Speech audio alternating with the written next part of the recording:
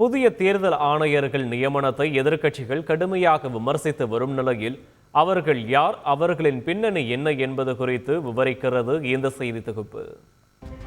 தேர்தல் ஆணையர்களை தேர்வு செய்யும் பிரதமர் மோடி தலைமையிலான உயர்மட்ட குழு சுக்பீர் சிங் சந்து மற்றும் ஞானேஷ்குமார் ஆகிய 2 ஓய்வு பெற்ற IAS அதிகாரிகளை தேர்தல் ஆணையர்களாக நியமித்துள்ளது.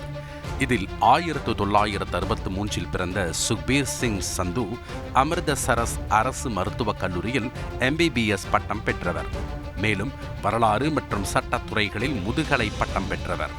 1998 IAS தேர்வில் வெற்றி பெற்ற சுக்பீர் சிங் சந்து உத்தரகாண்ட் மாநிலத்தில் பல்வேறு பொறுப்புகளை வகித்த பின் கடைசியாக தலைமைச் செயலாளராக பணியாற்றி ஓய்வு பெற்றார். முன்னதாக தேசிய நெடுஞ்சாலை ஆணையத்தின் தலைவராகவும் மத்திய அரசின் உயர்கல்வித் துறையில் கூடுதல் செயலாளராகவும் பணியாற்றியவர். லூதியானா நகராட்சி ஆணையராக பணியாற்றிய போது அவரது சிறப்பான செயல்பாட்டுக்காக ஜனாதிபதி பதக்கம் பெற்றார்.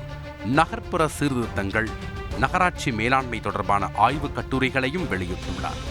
அதேபோல 1988 IAS தேர்ச்சி பெற்ற ஞானேஷ்குமார் கேரளாவில் பல்வேறு பதவிகளில் சிறப்பாக பணியாற்றியவர். பின்னர் மத்திய அரசு பணிக்கு மாறுதல் பெற்று நாடாளுமன்ற விவகாரங்களுக்கான அமைச்சகத்தில் செயலாளராக பணியாற்றினார்.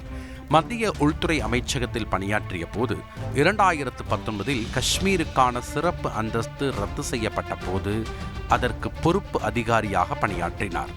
உள்துறை அமைச்சர் அமித்ஷாவின் கீழ் வரும் கூட்டுறவுத்துறை அமைச்சகத்தில் செயலாளராக பணியாற்றிய பின் 2024 ஜனவரியில் ஓய்வு பெற்றார்.